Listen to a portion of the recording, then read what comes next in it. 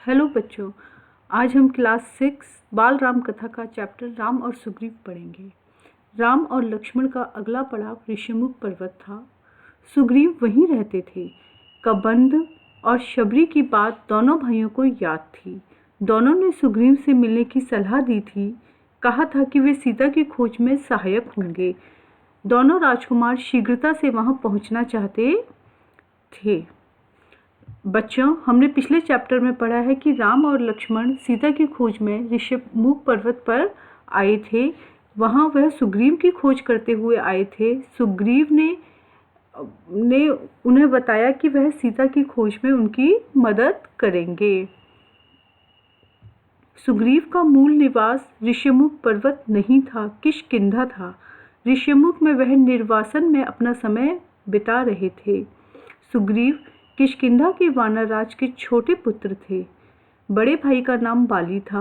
पिता के ना रहने पर ज्येष्ठ पुत्र बाली राजा बना। पहले दोनों भाइयों में बहुत प्रेम था। राजकाज में किसी बात को लेकर मनमुटाव हुआ और फिर झगड़ा हो गया, इतना गंभीर कि बाली सुग्रीव को मार डालने पर उतर आया। जान बचाने के लिए सुग्रीव को ऋषिमुख आना पड़ा। राम और लक्ष्मण जब सीता की खोज के लिए सुग्रीव को खोजते हुए वहां पर ऋषिमुख पर्वत पहुंचे तो वहां उन्हें सुग्रीव मिले, परंतु जो सुग्रीव है वह उन ऋषिमुख पर्वत उनका मूल निवास नहीं था, किष्किंधा था। ऋषिमुख में वह अपना निर्वासन का समय व्यतीत कर रहे थे। सुग्रीव और बाली दो भाई थे। पिता की मृत्यु के बाद जो है वह बाली राजा बना और दोनों भाइयों में किसी बात को लेकर झगड़ा हो गया और बाली जो है वह सुग्रीव को मार डालना चाहते थे। तो जान बचाने के लिए सुग्रीव जो है ऋषिमुख पर्वत पर आ गए। ऋषिमुख आकर भी सुग्रीव का डर कम नहीं हुआ। वह चौकस रहता था। विश्वास पात्र वानर सेना निरंतर पहरे पर रहती थी। सुग्रीव स्वयं भी पहरा देता था, इस डर से कि कहीं बाली के गुप्तचर सैनिक वहां ना पहुंच जाएं। एक दिन सुग्रीव पहाड़ी पर खड़ा था। उसने दो युवकों को उधर आते देखा। ये दोनों अवश्य बाली के गुप्तचर होंगे, मुझे मारने के लिए आ रहे होंगे। सुग्रीव ने तत्काल अपने साथियों को बुलाया। हमें ऋषिमुख छोड़ देना चाहिए, यह स्थान अब सुरक्षित नहीं है। बाली यहाँ भी आ धमका है। सुग्रीव ने अपने साथियों से कहा, मैंने दो युवकों को उधर आते हुए देखा है, उनके हाथों में धनुष है। राम और लक्ष्मण सुग्रीव को ढूंढते हुए जब ऋषिमुख पर्वत पहुंचे तो सुग्रीव वहां पर जो थे वह डरे हुए रहते थे, क्योंकि उन्हें बाली से भय था। तो सुग्रीव एक दिन पहाड़ी पर खड़े थे और उन्होंने दूर से राम लक्ष्मण को आते हुए देखा, लेकिन वह इतने डरे हुए थे कि उन्होंने सोचा कि यह राम लक्ष्मण जो है बाली के गुप्तचर हैं और उन्हें मार डालना चाहते हैं। सुग्रीव जो घबराया हुआ था, पर उसके प्रमुख साथी हनुमान इससे सहमत नहीं थे। मैं जाकर पता लगाता हूँ कि वे कौन हैं। बाली की सेना में ऐसे सैनिक नहीं हैं। हनुमान ने भी दोनों युवकों को देख लिया था। हनुमान पर सुग्रीव को भरोसा था, उसने बात मान ली। राम और लक्ष्मण पहाड़ी पर चढ़ते चढ़ते थक गए थे। वे पहाड़ी सरोवर के पास रुके, थकान मिटाने, मुंह हाथ धोने। तभी भेष बदलकर हनुमान वहां पहुंचे। शिष्टता से प्रणाम किया। पूछा, आप दोनों कौन हैं? वन में क्यों भटक रहे हैं? आपका भेष मुनियों जैसा है, लेकिन चेहरे से राजकुमार लगते हैं। जब सुग्रीव उन दोनों का पता करने वहां आए तो वह उनसे पूछते हैं कि आप दोनों कौन हैं? हम सुग्रीव से मिलने जा रहे हैं, हमें उनकी सहायता की आवश्यकता है, क्या आप उन्हें जानते हैं? राम ने विनम्रता से पूछा। प्रारंभिक बातचीत में ही हनुमान स्थिति भाप गए। वे अपने मूल रूप में आ गए। प्रणाम करते हुए बोले, मैं हनुमान हूँ, सुग्रीव का सेवक। उन्होंने आपका परिचय जानने के लिए भेजा था। लक्ष्मण ने उन्हें अपना परिचय दिया, वन में आने का कारण बताया और यह भी बताया कि कबंध और शबरी की सलाह पर वे आए हैं, सुग्रीव से मिलने, उनसे सहायता मांगने। हनुमान के चेहरे पर हल्की सी मुस्कुराहट आ गई। कोई उससे सहायता मांगने आया है जिसे स्वयं सहायता चाहिए। हनुमान समझ गए, राम और सुग्रीव की स्थिति एक जैसी है। दोनों को एक दूसरे की सहायता चाहिए। वे मित्र हो सकते हैं, एक अयोध्या से निर्वासित है, दूसरा किष्किंधा से। एक की पत्नी को रावण उठा ले गया है, दूसरे की पत्नी उसके भाई ने छीन ली है, दोनों के पिता नहीं हैं। जब राम और लक्ष्मण से हनुमान जी को पता चला कि वे सुग्रीव की सहायता के लिए आए हैं, तो हनुमान ने मन ही मन भाप लिया कि यह दोनों ही जो हैं एक ही विषय में चिंतित हैं। हनुमान ने राम और लक्ष्मण को कंधे पर बिठाया और कुछ ही पल में वे ऋष्यमुख की शिखर पर पहुंच गए। हनुमान ने दोनों को सुग्रीव से मिलाया, दोनों ने अग्नि को साक्षी मानकर मित्रता का वचन लिया। सुग्रीव ने कहा, आज से हमारे सुख दुख साझा हैं। राम ने सुग्रीव को सीता हरण के संबंध में बताया तो सुग्रीव अचानक खड़े हुए। उन्हें कुछ याद आया, बोले, वानरों ने मुझे एक स्त्री के हरण की बात बताई थी, वह निश्चित रूप से सीता ही रही होगी। रावण का रथ इसी पर्वत के ऊपर से गया था। राम और लक्ष्मण ध्यान से उनकी बात सुन रहे थे। सुग्रीव बोलते रहे, सीता स्वयं को रावण के चंगुल से छुड़ाने का यत्न कर रही थी। वानरों को देखकर उन्होंने अपने कुछ आभूषण नीचे फेंक दिए थे। गहनों की एक पोटली राम के सामने रखते हुए उन्होंने कहा, देखिए, क्या ये गहने सीता के हैं? राम ने आभूषण तुरंत पहचान लिए, कुछ गहने लक्ष्मण ने भी पहचाने। गहने देखकर राम शोक सागर में डूब गए।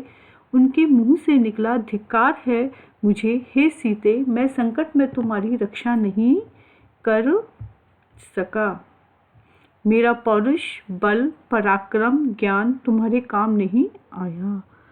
सुग्रीव ने उन्हें सांत्वना दी, सीता अवश्य मिल जाएगी, मैं हर प्रकार से आपकी सहायता करूंगा।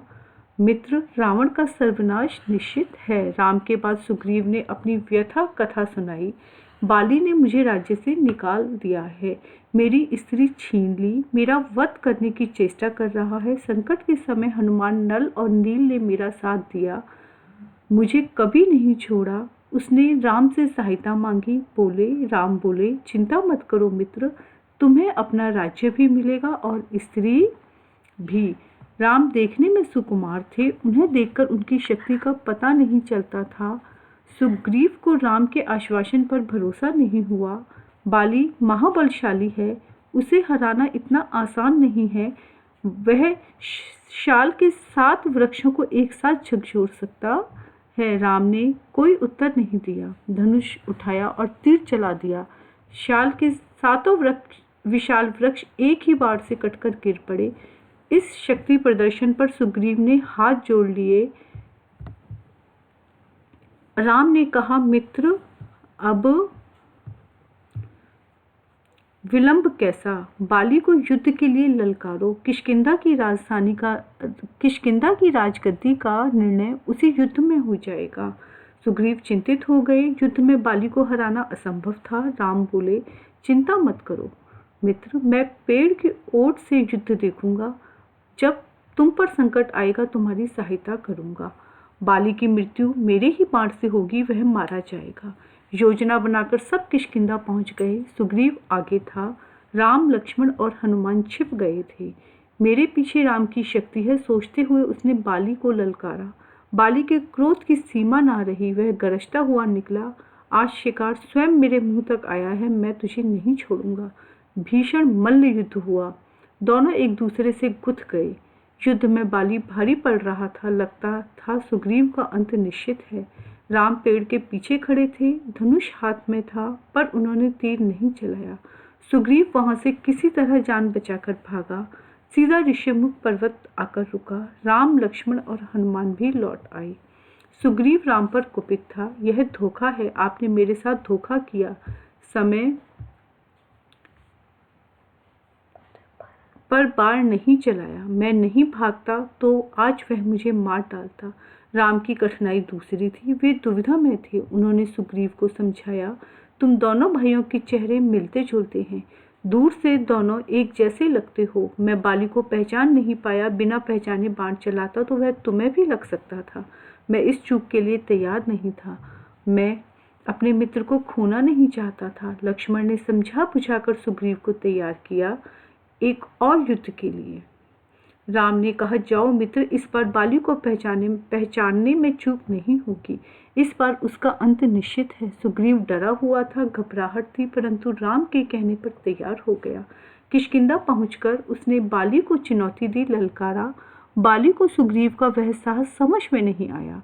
वह अंतःपुर में था, अपनी पत्नी रानी तारा के साथ। बाली जाने लगा तो तारा ने उसे समझाने का प्रयास किया, जाने से मना किया। बाली ने उसकी बात नहीं मानी, पैर पटकता बाहर आया, क्रोध में उबल रहा था।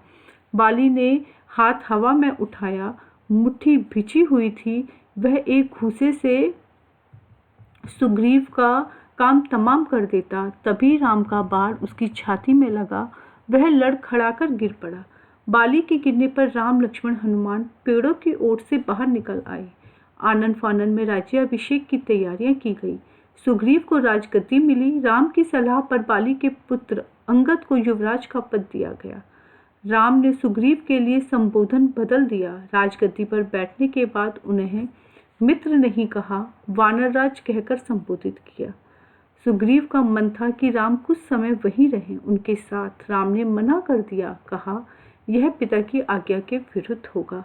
उन्होंने मुझे वनवास दिया है, मैं वन में ही रहूंगा। राम किष्किंधा से लौट आए। वर्षा ऋतु के कारण आगे जाना कठिन था। लंकारोहण कुछ समय के लिए स्थगित कर दिया गया।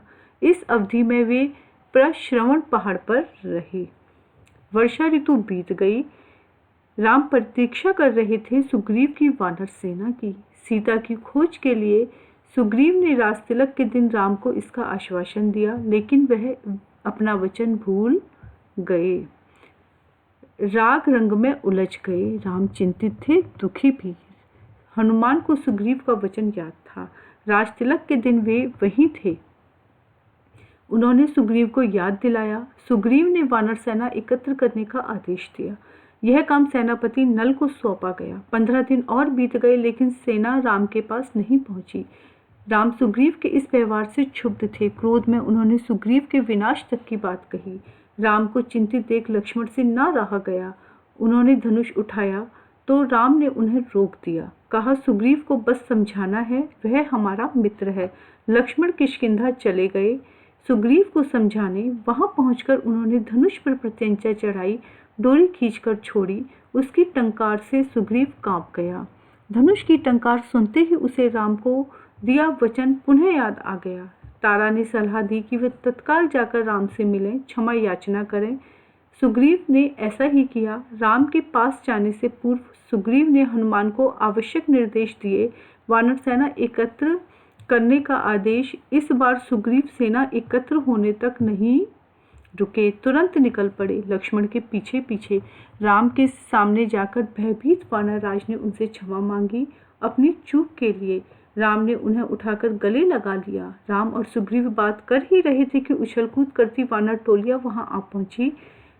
हनुमान के साथ लाखों वानर थे, जामवंत के पीछे भालुओं की सेना।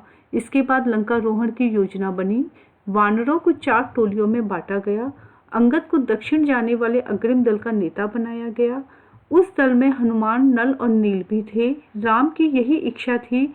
उन्होंने कहा, वानरों की सेना भेजने से पहले चतुर और बुद्धिमान दूतों को लंका भेजा जाए, यही उचित है। राम और सुग्रीव की जय जयकार करते वानर अपनी निर्धारित दिशाओं की ओर चल पड़े। दक्षिण जाने वाले दल को राम ने रोक लिया। उन्होंने हनुमान को अपने पास बुलाया, अपनी उंगली से अंगूठी उतारकर उन्हें दी। अंगूठी पर राम का चिन्ह था। उन्होंने कहा, जब सीता से भेंट हो तो यह अंगूठी उन्हें दे देना, वे इसे पहचान जाएंगी, समझ जाएंगी तुम्हें मैंने भेजा है, तुम मेरे दूत हो। दक्षिण की टोली किष्किंधा से चली। अंगद और हनुमान आगे आगे चल रहे थे। चलते चलते वे ऐसे स्थान पर पहुंच गए जिसके आगे भूमि नहीं थी, केवल जल था। विशाल समुद्र, उसकी गहराई अथाह थी। अथाह यानी कि अर्थात बहुत गहरी। लहरों की गरज कपा देती थी। समुद्र को देखकर सबका साहस जवाब दे गया। वानर थक हार कर वहीं बैठ गए। वानर राम के बारे में चर्चा करने लगे। अंगद ने कहा, राम की सेवा में प्राण भी चले जाएं तो दुख नहीं होगा। जटायु ने अपनी जान दे दी, हम भी पीछे नहीं हटेंगे। तभी एक विशाल गिद्ध पहाड़ी के पीछे से निकला। वह जटायु का भाई था, संपाति। उसने कहा, सीता लंका में है, मैं जानता हूँ। रावण उन्हें लेकर गया है। आप लोगों को यह समुद्र पार करना होगा। सीता तक पहुँचने का बस यही एक रास्ता है। सीता की सूचना मिलने से प्रसन्न हुआ वानर दल फिर निराश हो गया। समुद्र सामने था, विकराल था, उसे कौन पार करेगा, कैसे करेगा? अंगद उदास हो गए। लक्ष्य सामने था पर विकट था। उन्हें कुछ सूझ नहीं रहा था। बूढ़ा संपाति उनकी सहायता कर सकता था, पर इस आयु में इतनी लंबी उड़ान संभव नहीं थी। वानर दल असमंजस में पड़ गया। अंगद ने पहले ही कह दिया था कि काम पूरा किए बिना कोई किष्किंधा वापस नहीं जाएगा। वे ना आगे जा सकते थे ना पीछे। वे एक दूसरे की ओर देख रहे थे। इस दल में सबसे बुद्धिमान जामवंत थे। सब उनके पास गए। उनके पास भी इस कठिन प्रश्न का कोई उत्तर नहीं था। तभी जामवंत की दृष्टि हनुमान पर पड़ी। वे सबसे दूर बैठे थे, चुपचाप। जामवंत जानते थे कि यह काम हनुमान कर सकते हैं। वे पवन पुत्र हैं, उनकी शक्ति अपार है, लेकिन उन्हें स्वयं इसका अनुमान नहीं है। उनकी सोई हुई शक्ति जामवंत ने जगाई। कहा, हनुमान, आपको जाना होगा। यह कार्य केवल आप ही कर सकते हैं। सबकी आंखें उन्हीं पर टिक गई। बच्चों, आपका यह चैप्टर समाप्त हुआ। यह चैप्टर आपको कैसा लगा प्लीज़ बताइए। अगर आपको यह अच्छा लगा तो प्लीज़ मेरे चैनल को लाइक कीजिए, सब्सक्राइब कीजिए। Thank you.